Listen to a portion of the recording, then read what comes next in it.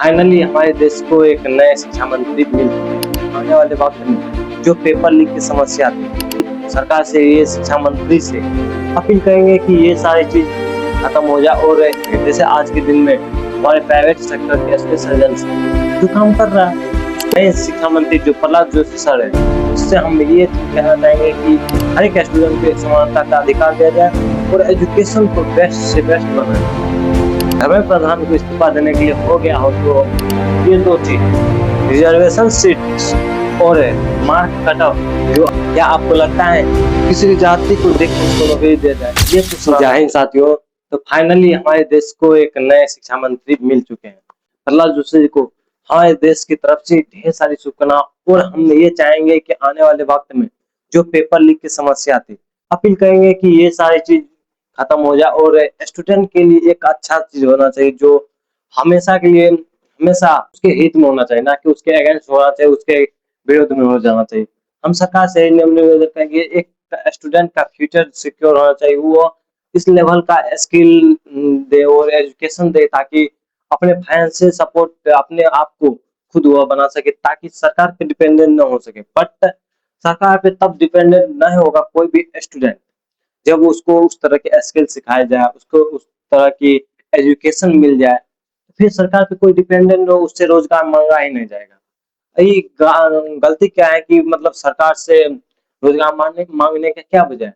मतलब उसको कभी भी जैसे ग्रेजुएशन कोई कर रहा है तो उसको उस तरह की शिक्षा नहीं दिया जाता और वो कभी स्किल स्किल सीख ही नहीं पाता है कि जो खुद को डेवलप कर सके और खुद के बल पे कोई चीज कर सके। जैसे आज के दिन में हमारे प्राइवेट सेक्टर के स्पेशल एजेंसी जो काम कर रहा है, उसको उस तरह की स्किल मिला है तब जाके काम कर रहा है। तो इसी तरह के हम नए शिक्षा मंत्री जो प्रहलाद जोशी सर है, उससे हम ये चीज कहना चाहेंगे कि हर एक स्टूडेंट को एक समानता के अधिकार दिया जाए। सबसे पहली तो नंबर फर्स्ट, हर एक स्टूडेंट को एक समानता का अधिकार दिया जाए और स्टूडेंट को स्किल डेवलपमेंट में उसका योगदान दिया जाए और एजुकेशन को बेस्ट से बेस्ट बनाया जाए, ताकि ये तीनों चीज यदि मजबूत हो गया तो स्टूडेंट आपसे रोजगार मांगने नहीं जाएगा। जब वो स्किल सीख जाएगा तो उसके पास स्किल रहेगा जिसके तहत पे वो अपने आप को डेवलप कर चुकेगा। हम प्रहलाद जोशी सर से यही मांग करेंगे कि इस चीज पे सुधार किया जाए। बाकी अभी हम कुछ छात्रों से बात करना चाहते हैं।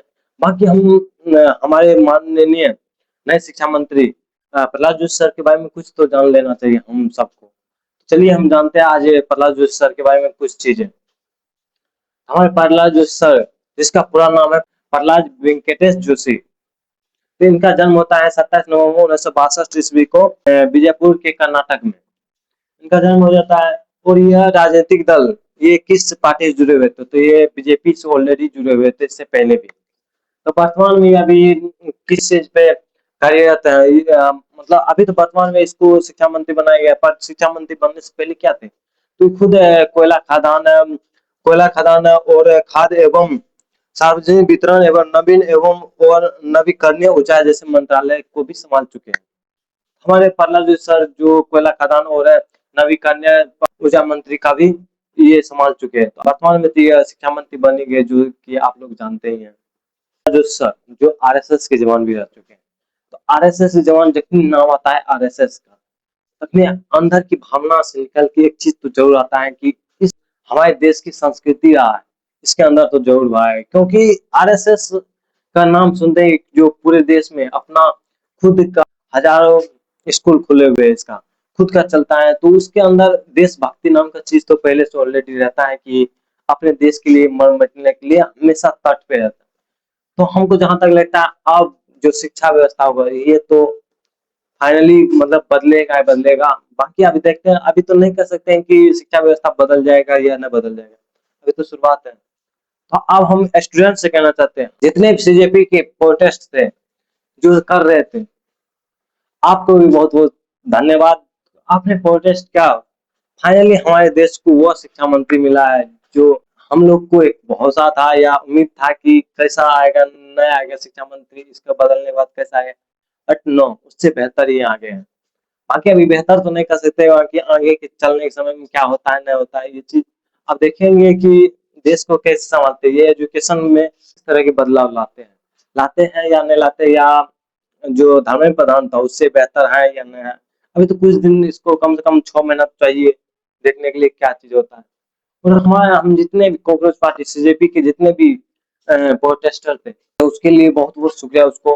बट आप उनसे एक चीज कहना चाहेंगे, आपका यदि प्रोटेस्ट धर्मेंद्र प्रधान को इस्तीफा देने के लिए हो गया हो तो मेरा भी एक चीज और आवाज आप लोग उठाइए, सरकार से विनती कीजिए, जो हमारे न्यू एजुकेशन मिनिस्टर है उससे अपील कीजिए कि ये दो चीज रिजर्वेशन सीट्स और मार्क कट ऑफ जो आता है रिजल्ट को लेकर, जो हर एक विद्यार्थी के अलग अलग बन जाता है, जो एस टी के लिए अलग बन जाता है, जनरल के अलग बन जाता है, ओबीसी के लिए अलग बनता है।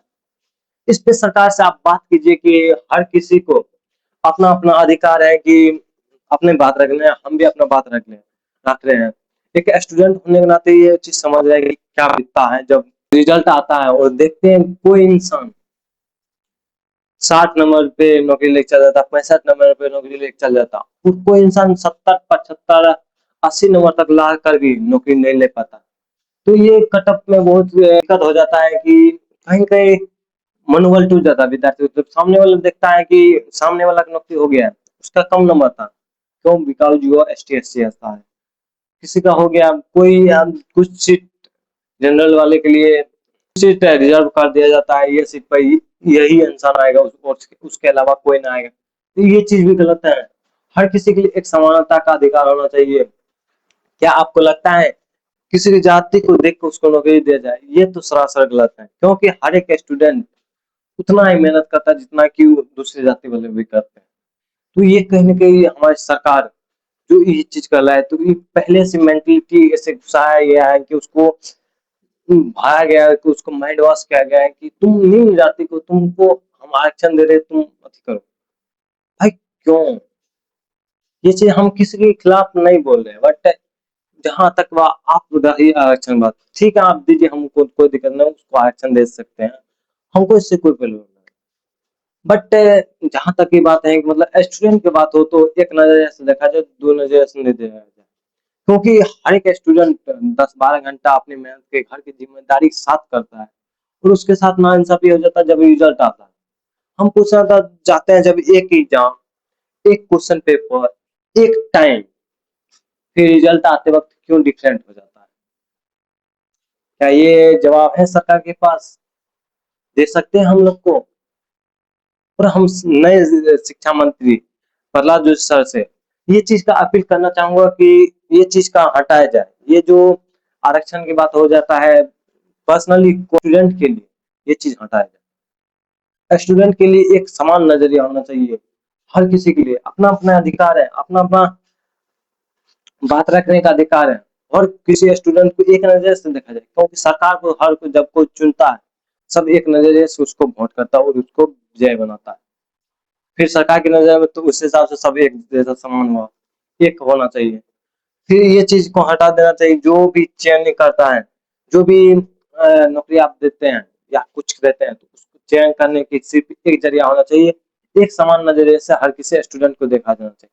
और हम विद्यार्थियों से भी कहना चाहिए, इस पे आप आवाज उठाइए, चाहे आप जो भी जाति से, उससे मतलब नहीं है, आप लीजिए कोई दिक्कत नहीं, बट जब पढ़ाई का मैटर हो तो आपको ये चीज करना चाहिए कि मतलब सबका एक समान नजरिया होना चाहिए, एक का अधिकार होना चाहिए, एक लाइन पे होना चाहिए, एक बाउंड्री लाइन होना चाहिए कि सबको यहाँ तक सही रहे। और कहाँ तक सही है ये चीज?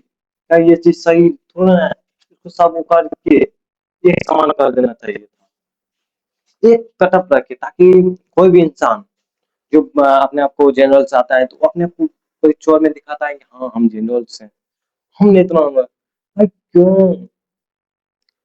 जो एस टी है कम नंबर लेके चल जाता है वो अलग चलता है। भाई कहीं कहीं इसमें तो मतभेद हो जाता है। यदि ये चीज हटा दिया जाए तो सबकी मेंटेलिटी एक जैसा हो जाए, सब एक एक मार्क पे चयनित हो जाए तो सबका मेंटली लगेगा हाँ सही है, तब वो अपने आप को कोई निम्न क्या कोई उच्च जाति का नहीं समझेगा, सब अपने आप को एक समान नजरिए से देखेगा और एक समान सोचेगा। बस हमारी सरकार से यही मांग है कि ये जो एजुकेशन सिस्टम है इसको बदला जाए, बदलाव किया जाए, और इसमें जो भी है इसमें पूरी तरह से चेंज किया जो, और हर एक स्टूडेंट के लिए चयन की प्रक्रिया सिर्फ एक होना चाहिए, दो होना चाहिए। और सरकार से ये चीज विनती करना चाहेंगे कि जल्दी से जल्दी हो सके। और जिस हिसाब से आरएसएस के जवान जो हमारे प्रहलाद जोशी सर हैं आए हुए हैं, जैसे सीजेपी वाले ने अभी प्रोटेस्ट किया था, लगता है हमको आने वाले वक्त में सीजेपी वाले को फिर से प्रोटेस्ट न करने पड़ जाए 1-2 साल में।